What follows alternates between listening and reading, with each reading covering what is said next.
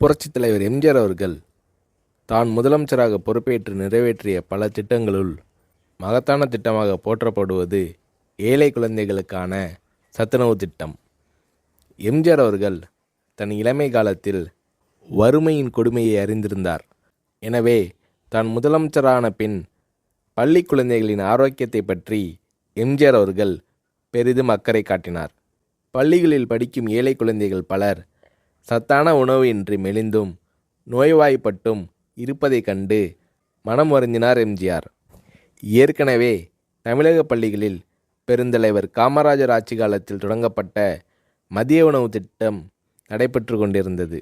எம்ஜிஆர் அத்திட்டத்தை 1/7/1982 அன்று சத்துணவு திட்டம் என்ற பெயரில் பயனுள்ள திட்டமாக மாற்றினார். எம்ஜிஆர் அவர்கள் சத்துணவு திட்டத்திற்காக 100 கோடி ரூபாயை ஒதுக்கீடு செய்தார். முட்டை, காய்கறிகள் அதிகம் கலந்த சத்துள்ள உணவு 5 முதல் 14 வயது வரை உள்ள குழந்தைகளுக்கு வழங்கப்பட வேண்டும் என்பதே சத்துணவு திட்டத்தின் குறிக்கோளாகும்.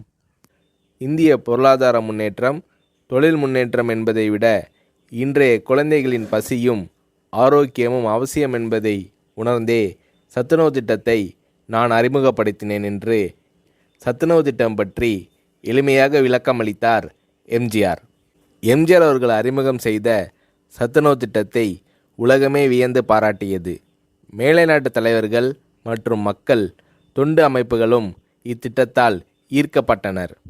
ஏழை குழந்தைகளின் ஆரோக்கியத்தை பற்றி அக்கறை கொண்ட தலைவர் தமிழக முதல்வர் எம்ஜிஆர் தான் என்று மேலை நாடுகள் எல்லாம் எம்ஜிஆர் அவர்களை போற்றி பாராட்டின.